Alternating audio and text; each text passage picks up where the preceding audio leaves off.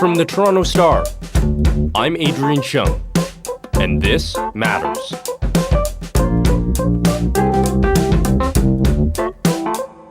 History being made at Queen's Park. Restore responsible guardrails to ensure wealthy elites and special interest groups and corporations won't drown out the voice of individuals. Whether it's a good or a bad thing, well, that's a matter of your politics.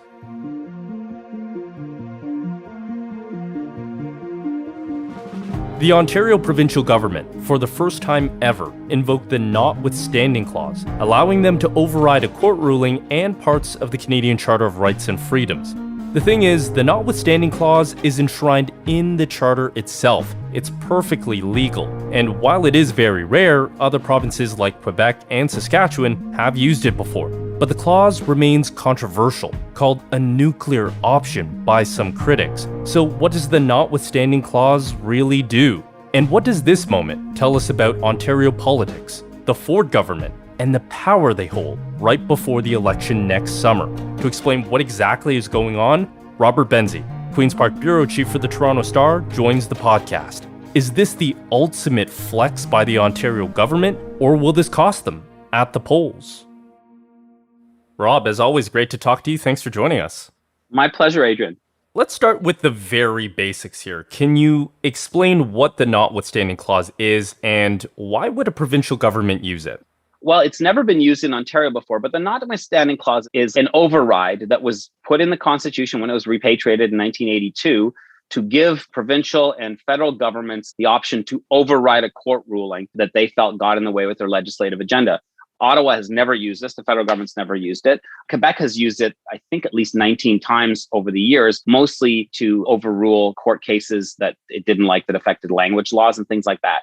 And a few other provinces have used it, but Ontario was the big holdout, I guess, Ontario and the federal government, until this week when Premier Doug Ford's Progressive Conservatives used this clause. And it is the nuclear option, Adrian. I mean, Michael Bryant, the former Attorney General, who's now the General Counsel at the Canadian Civil Liberties Association, says that it really is a last resort, that you shouldn't be overriding other rights. I mean, it's from Section 33 of the Charter of Rights and Freedoms. So when people say, oh, they're overriding our charter rights, yeah, but they're also still using their charter rights, the government. I mean, it is part of the Charter of Rights and Freedoms. So it's not like you're ignoring the Constitution. You're just using a tool that's in the Constitution for a way that some people find unpalatable. And those people tend to be, ironically, conservatives. One of the great critics of the Notwithstanding Clause was Prime Minister Brian Mulroney, who thought it was a poison pill that Pierre Trudeau had left in the Constitution in 1982. And Mr. Mulroney really fought against it and didn't like it. You better start asking yourself some questions about how the hell did this thing get in our Constitution? So everybody knows I'm not a big fan of it. I never have been. And ironically, Mr. Trudeau's son is now the Prime Minister of Canada, and Mr. Mulroney's daughter is now a minister in the first Ontario government. Caroline Mulroney, the Transportation Minister, she's a minister in the first Ontario government to actually invoke the Notwithstanding Clause. So I think it'll be an interesting Canada Day around their household. It's an interesting exercise, though, because we haven't really been talking a lot about the Constitution in Ontario for a long time, and now we are. So you could say that's the one benefit to the Ford government doing this. Another benefit for them is the reason that they did it was to stop unions from having an unlimited amount of money to spend in the year up to an election. So as things stand in the revived law that they passed on Monday, that was struck down a week ago, Tuesday, in this revived law, they are limited to spending $600,000 in the year up to an election. Under the old law, it was $600,000 in 6 months before an election. So they've halved the amount of influence that unions and other third-party groups. So it's not just unions, it's a big corporation could theoretically set up a group to attack another party. The Tories, for whatever reason, have had a bugaboo in their heads for the last 18 years about this group called Working Families, which was a coalition of education unions and other labor groups that banded together, pooled all its money together, and did very, very effective attack ads aimed at conservatives. They didn't endorse anyone, but they always attacked the conservatives, so it usually helped the liberals. And this has bugged the Tories forever. They've tried to fight them in the courts, they've tried to fight them legislatively, and now finally they've been successful. And the unions themselves admit that they have effectively been silenced, but they believe that in opening this Pandora's box, there might be some unintended consequences. Can you explain what court decision did they overrule here? Because this is, as you mentioned, the clause is almost a reverse Uno card, right? That was Yeah. played here. What are they taking issue with, and what is their rationale for using the clause? Well, time is of the essence for them. They could have probably won on appeal, Adrian, but the thing is they didn't have a lot of time because the next election is June 2nd, 2022. So it's less than a year away. I guess 50 weeks away now. They realized that the clock was ticking. And if they went to an appeal, which I think they would have won on appeal because the ruling seemed to suggest that there were some openings for them, it might have fallen after the next election. So they were worried about a year of just negative attack ads from unions aimed at Doug Ford. And that's probably not wrong. That's probably what we would have seen. But this is a little bit like using a nuclear bomb to kill a fly in your house, because there are other ramifications that come from it. And that's the thing. I mean, they've kind of lost their constitutional virginity, I guess you could say. And once you've done that, you could do it again and again. And there's just some consequences that I don't think that they might have thought about. The ruling came on a Tuesday. The government announced on the Wednesday that it would recall the legislature from the summer break, and they were back in session on Thursday. They had this insane midnight session from midnight till 7 a.m. on Saturday morning, and just to get enough hours in for debate. Wow. Like an emergency session. Yeah, I mean, it's the kind of thing you only usually see when they're debating back to work legislation for a wildcat strike or something like that. Yeah. Well, why has the Ford government gone to the wall on this? Because, I mean, they have framed invoking this clause as protecting elections. As you mentioned, the critics have said, well, this is them trying to dissent or silence dissenting voices, that any sort of criticism won't be allowed against this government.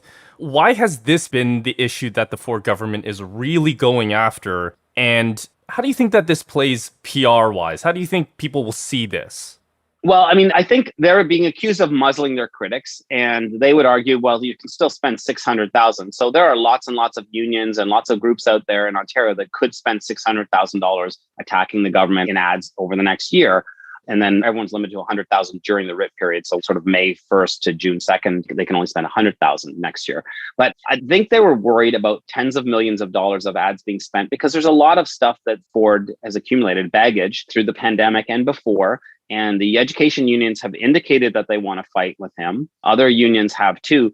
The danger about this, though, Adrian, is you actually might have awakened some enemies that weren't really that concerned with you. And I think that's the problem that they're going to find.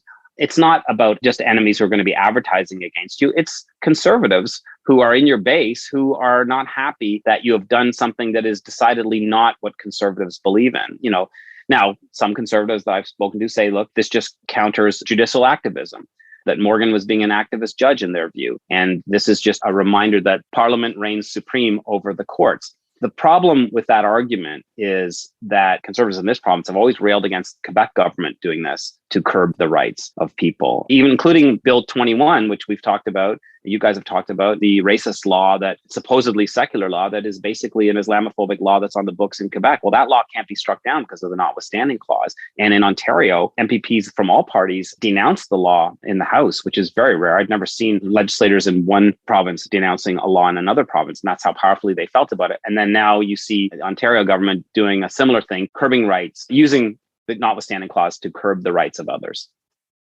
We'll be right back.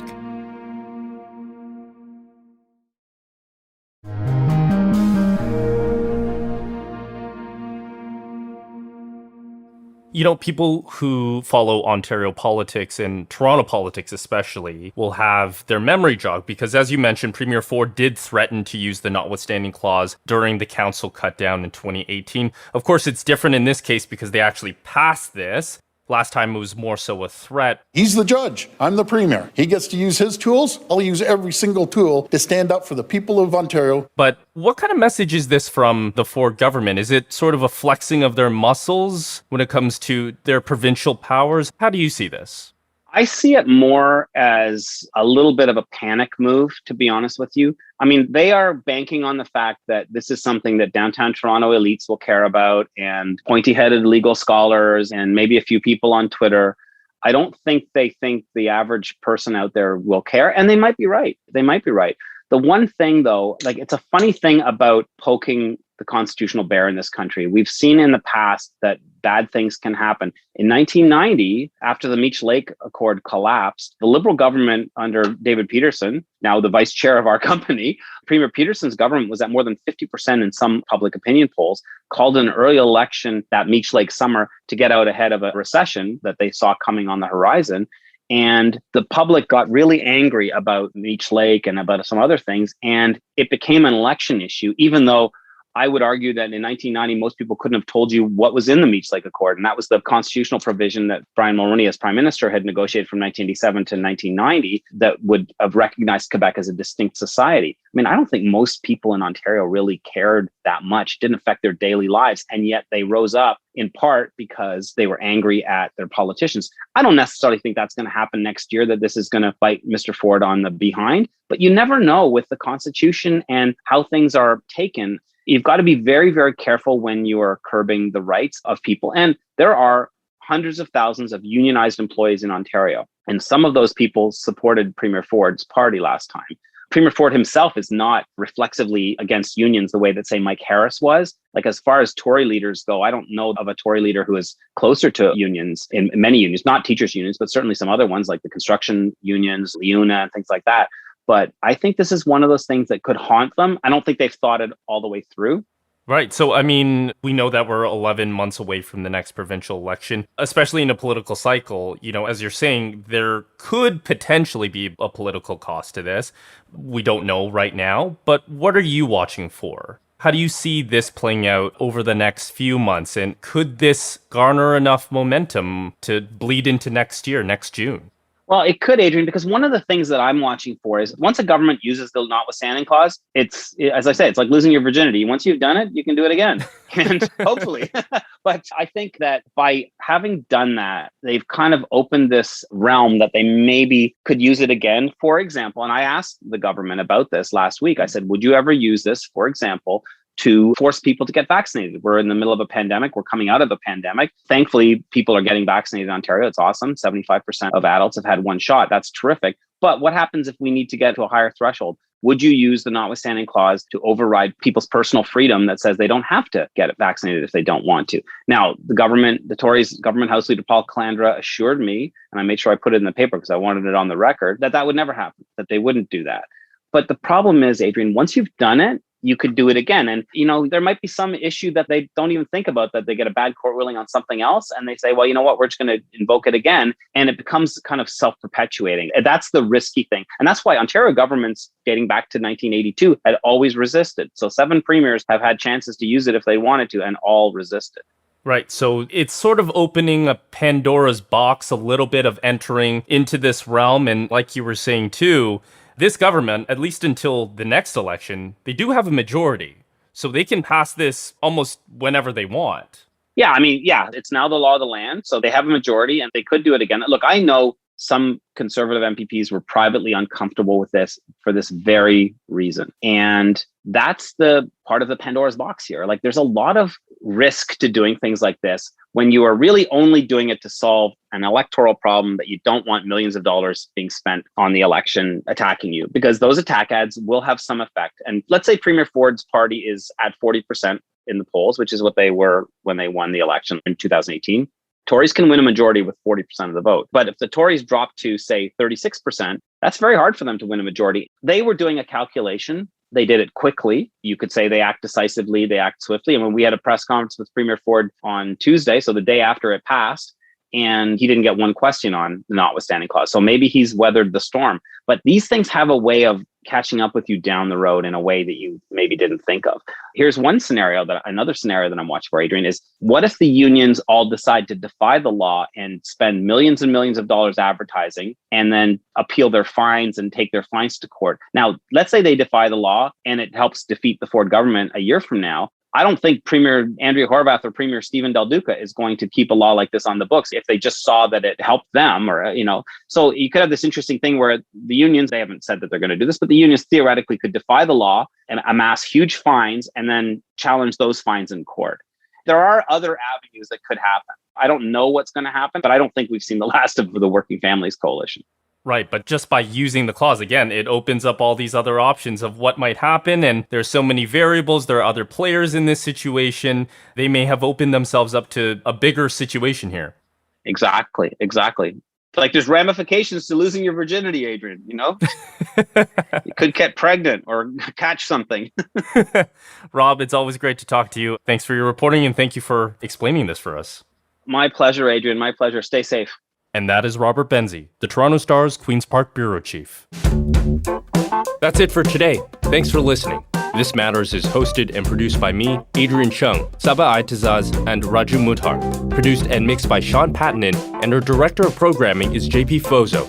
Our show theme music is by So Called, and our episode music is by Mike DeAngelis. We want to hear what stories matter to you. Please send us comments, questions, or ideas to thismatters@thestar.ca. Please consider supporting the journalism the Toronto Star newsroom does at thestar.com. And don't forget to subscribe to This Matters on Apple Podcasts, Spotify, or wherever you listen to your favorite podcasts.